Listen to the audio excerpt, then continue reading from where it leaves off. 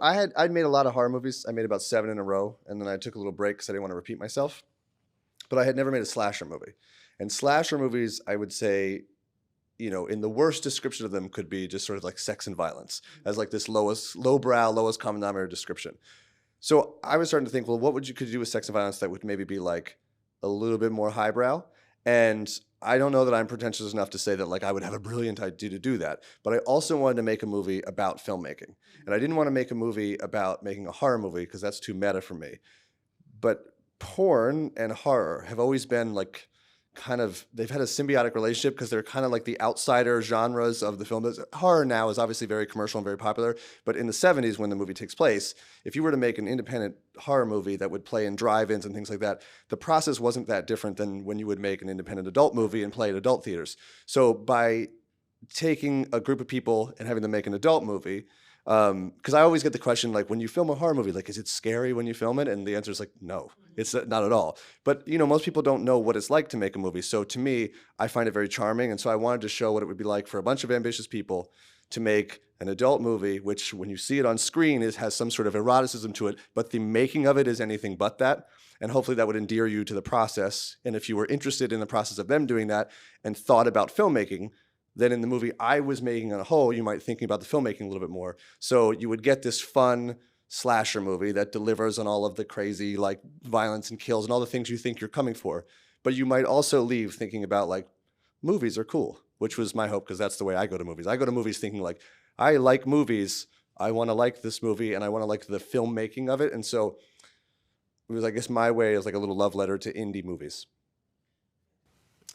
I initially read the script and I thought, wow, this is outrageous. But in the best way where I really didn't see anything coming. And I think the normal tropes of having like the woman character do this and die first because she has sex right away. We were kind of subverting that and making that sex is happening the entire movie. And so nobody really can adhere to those tropes. And I really liked that because as a woman in a horror movie, you want to kind of feel like you're not just being used as a plot device or something that's going to move the story forward by you dying because you were stupid or something.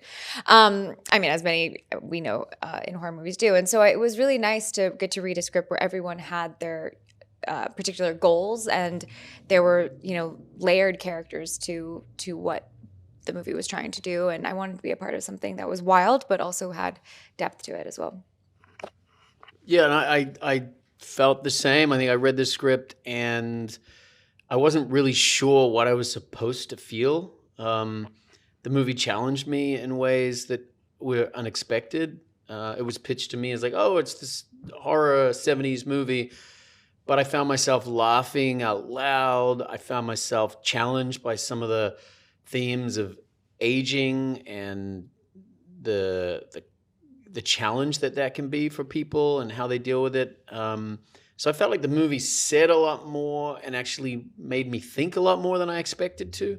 And I just liked the character. I just thought this is just a fun guy. And what I found interesting about my character was in this world of sex and exploitation, there was still something quite innocent about the ambition. In fact, all of the characters too, I felt like we tried our best to present them in a way of we weren't like, oh, let's make them likable, but it was, we felt quite convinced that they had really honest reasons for doing what they were doing. And it wasn't about exploiting themselves. RJ sees himself as an artist, Wayne sees himself as a legit businesswoman. Bobby Lynn's a performer, So, and I found that really fun. And, and after talking with Ty about how he was going to do the movie too, that was so exciting because I'm someone who loves cinema, and hearing about the way he wanted to shoot it and visually, and then seeing the movie put together, it was exciting and hopefully, like you said, people are going to go like, oh, I love movies. This is a movie that just makes me happy about being in a cinema. Well, it was a little bit of an odd process because it's a combination of the pandemic and Zoom and sort of auditions, sort of meetings and whatnot. Scott, I had known for years. We'd always talked about making a movie together. This was the one. We ended up doing it. But I didn't know Brittany or Martin prior to him. We just sort of met. And the thing about this movie was there was very much the movie. The first question I asked everybody when I met them was, why the hell do you want to be in this movie? Because I was very interested to see what people's take on what they, because people had an idea of like, there's the idea that people had of what the movie was in their head, and then there was the movie that was, like, I had in my head, and oftentimes they were different things. Like, for instance, in Martin's case, the Wayne character I found to be like a very charming, funny, like football coachy kind of guy who just wanted to like get everyone involved in this business and like have everybody win.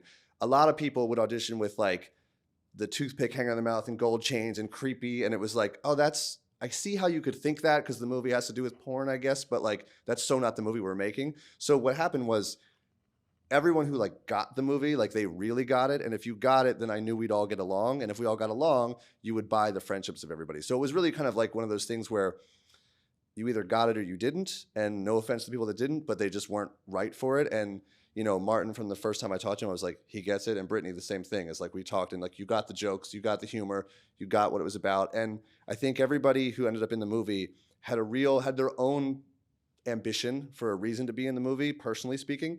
And that is similar to what the characters, the reasons were different than the characters in the movie, but all the characters in the movie they have a reason for making this movie besides just, we're making a movie. Like there's something they're trying to do for their own selves and challenge themselves.